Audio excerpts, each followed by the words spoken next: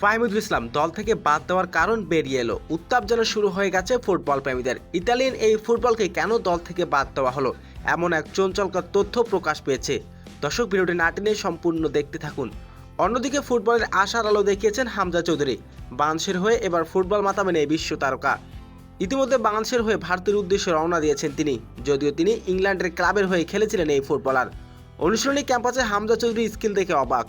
তবে বাংলাদেশের হয়ে আরেকজন ইতালিয়ান প্লেয়ার খেলার জন্য আগ্রহ প্রকাশ করেছিলেন, এমনকি সৌদি আরবের ক্যাম্পাসেও ছিলেন তিনি। তবে ভারতের চ্যাম্পিয়ন ট্রফির বাছাই পর্বে তাকে দলে না রাখার কারণ হয়ে কাল হয়ে দাঁড়িয়েছে।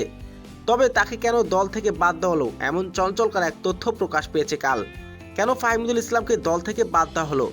কাবরেবা ফাহমিদুল ইসলামকে নিয়ে উৎসাহিত ছিল। তিনি বলেছিলেন ফাহমিদুল ইসলাম লাল সবুজের জার্সিতে নির্ভর হয়ে প্রতীক হয়ে উঠবে।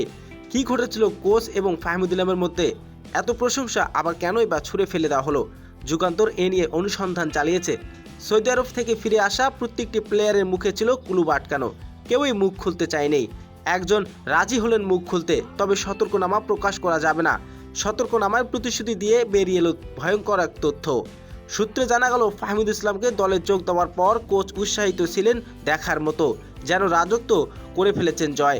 অনুসন্ধানী কারিশমা দেখিয়েছেন ফাহমিদুল ইসলাম, এটাই ওর জন্য কাল হয়ে দাঁড়ায়। শুরু থেকে সতীর্থদের অসহযোগিতা। গোলকিপার শ্রবণ ফাহমিদুল ইসলামকে বল দিচ্ছেন না। একবার নয়, দুইবার নয়, বেশ কয়েকবার এই ঘটনা ঘটে। মেজাজ হারিয়ে ফাহমিদুল ইসলাম কোচের দৃষ্টি আকর্ষণ করেন এবং কৈফিয়ত চান। এ ধরনের আচরণ কেন? কাবরেরা কিছুই বলেনি। এক কথায় দুই কথায় কোচ মেজাজ হারিয়ে ফেলেন।